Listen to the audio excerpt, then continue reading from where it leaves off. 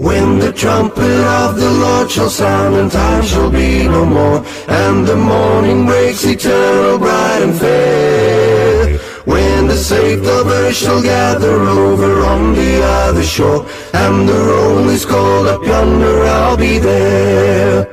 When the roll is called up yonder, when the roll is called up yonder, when the roll is called up yonder. Greetings in the name of our Lord Jesus Christ. My name is Prem Sudhir, Rural Remote Area Church of Christ in India, and this time I am very happy to say that God has given me great opportunity to lead the Word of God. Once again, my heartfelt greetings to all of you. The Lord has given us the time to rejoice with you on this Holy Sunday. I praise God for that. Are you all well? We are all fine. Let's learn another new topic today. Today my topic name is Similarities of Amos and Christ. Similarities of Amos and Christ. Amos and our Lord Jesus Christ have very close parallels. When we read the biography of Amos, we are very interested. From the first chapter to the last chapter of Amos, many innovates and strange cases are mentioned. Okay, I'm coming to my scripture portion, Amos chapter 1 and verse 1. The words of Amos, who was among the shepherds of Tekoa, which he saw concerning Israel in the days of Uzziah, king of Judah, and in the days of Jeroboam, the son of Joash, king of Israel, 2 years before the earthquake. Okay, there are 7 close parallels between Amos and Christ. Let us examine them now. Okay, I am coming to my first point. My first point is both of them are shepherds by profession. Both of them are shepherds by profession. Okay, I am coming to my scripture portion, Amos chapter 7 and verse 14. I was a sheep breeder and a tender of sycamore fruit. And John chapter 10 and verse 14, I am the good shepherd and I know my sheep and I am known by my own. Looking at these two verses, Amos and Christ were also shepherds. Both of them have a hard-working mentality. Amos, who was shepherding the cattle, was transformed into a great prophet whom God called. Christ came to this world for us all, took away from sins and became our true shepherd. Amos used his life in the work of God. He accepted the word of God and gave God's presence to God's people. Christ also worked continuously to fulfill God's will on this earth. He worked tirelessly in the service of God until he shed his last drop of blood. Christ is our main shepherd. We should walk in his footsteps. Just like as Christ revealed his way to us, we should walk without leaving that way. As his sheep, we should listen to his voice. Where he pursues, we should eat the food of the world. If we follow in the shepherd's footsteps, we will be safe. If not, we will be caught in the hands of the wolves. So we must follow Christ, who is our chief shepherd every moment. Okay, I'm coming to my second point. My second point is both of them are humble. Both of them are humble. Nowhere do we see pride in Christ. He was a very obedient son. Thought he is the son of the great God. Nowhere do we see Christ as a proud person. Similarly, we do not see pride in Amos. Amos also appears to be very obedient. Okay, I am coming to my scripture portion. Amos chapter 7 and verse 14. Then Amos answered and said to Amaziah, I was no prophet, nor was a son of a prophet. Amos here is saying that he is a humble person and he is not from a high clan. His words show loyalty. Now let us study for Christ, Hebrews chapter 5 and verse 8. Thought he was a son, yet he learned obedience by the thing which he suffered. Another scripture portion, Romans chapter 5 and verse 19. For as by one man's disobedience many were made sinners, so also by one man's obedience many will be made righteous. There are many wonderful words hidden in the text we read about Christ. Even though Christ was so great, he had the heart to learn obedience. Just as disobedience entered the world through Adam. Obedience also returned to the world through Christ. What a great word, very great word. Christ was the obedient Son of God. And how are you and I? This time to question ourselves. God's intentions, God's law were adopted by Christ with great obedience. But now, if we do not find the right obedience to God or to His Son, it will go into a very dangerous state. Okay, I'm coming to my third point. My third point is both taught in parables. Both taught in parables. During His ministry, Christ taught mostly in parables. Whatever He taught was taught in the form of parables. We can see many of the parables He told in our Gospels. Similarly, Amos is also taught in parables. Okay, I'm coming to my scripture portion, Amos chapter 6 and verse 1. Woe to you who are at ease in Zion and trust in Mount Samaria, notable persons in the chief nations to whom the house of Israel comes. Another scripture portion, Mark chapter 4 and verse 33 to 34. And with many such parables he spoke the word to them as they were able to hear it, but without a parable he did not speak to them. And when they were alone, he explained all things to his disciples. Wind and wave obeyed Jesus. Christ made preaching in parables a center part of his ministry. Any parable that was taught was explained again. It was very deeply thought by Christ.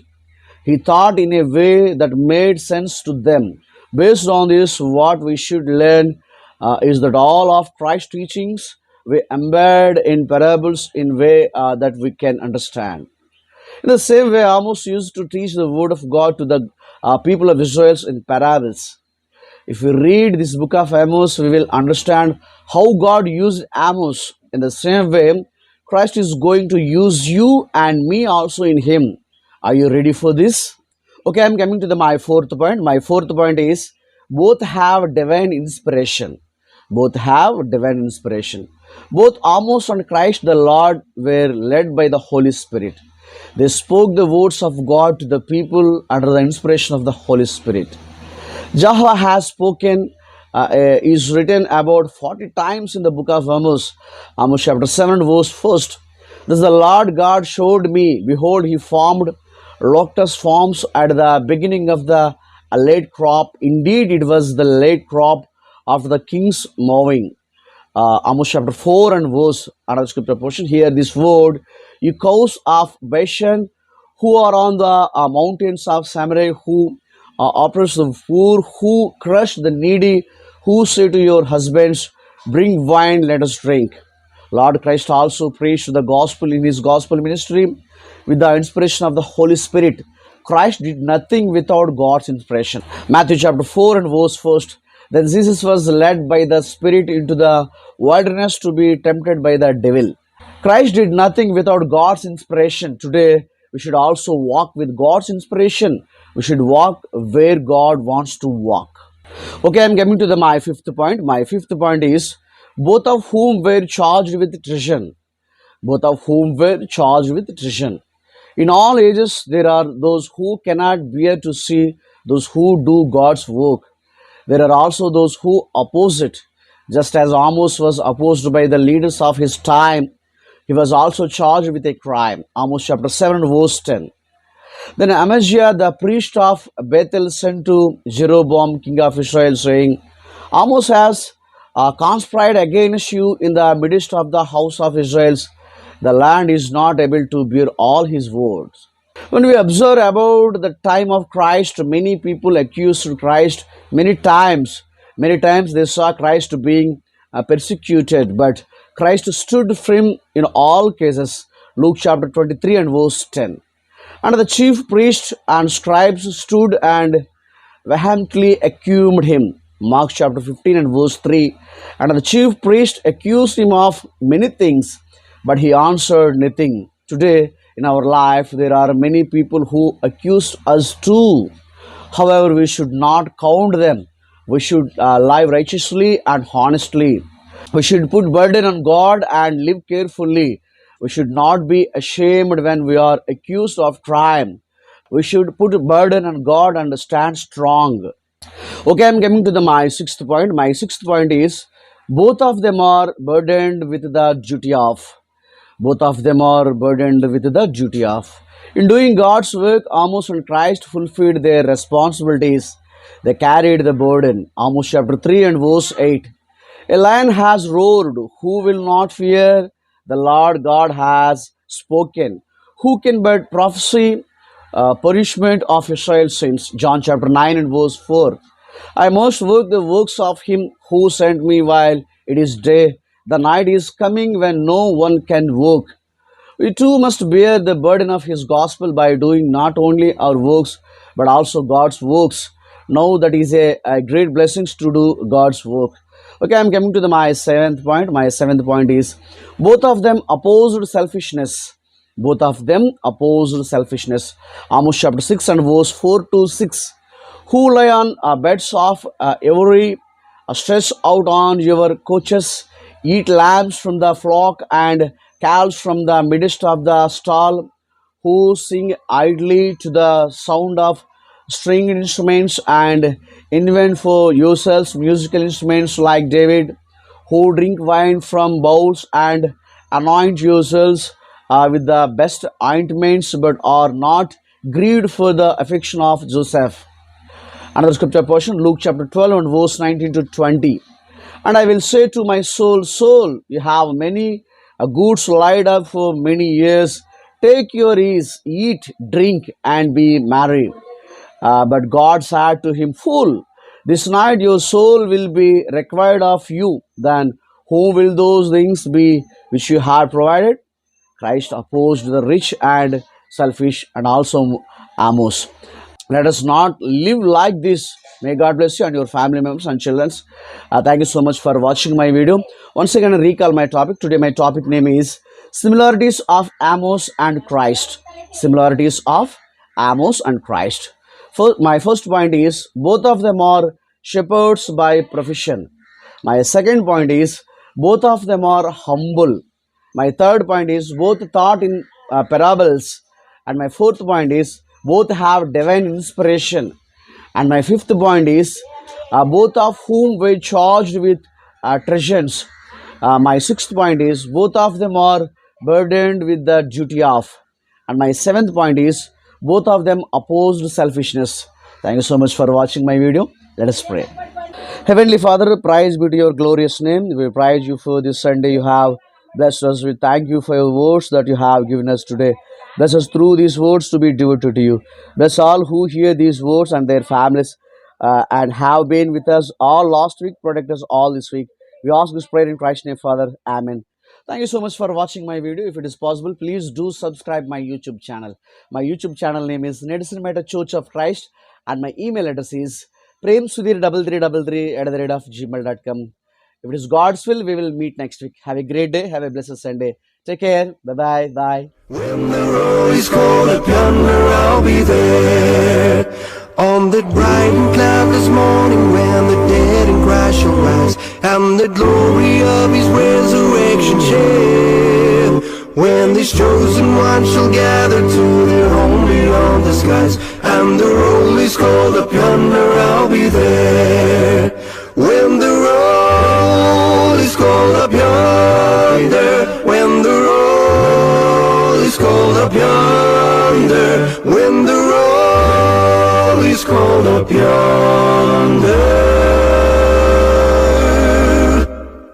when the roll is called up yonder, I'll be there. When the roll is called up yonder, when the roll is called up yonder, when the roll is called up yonder, when the roll is called up yonder, I'll be there.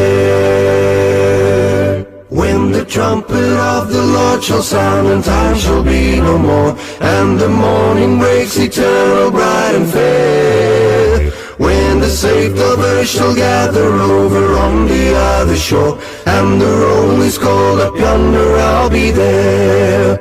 When the roll is called up yonder, when the roll is called up yonder.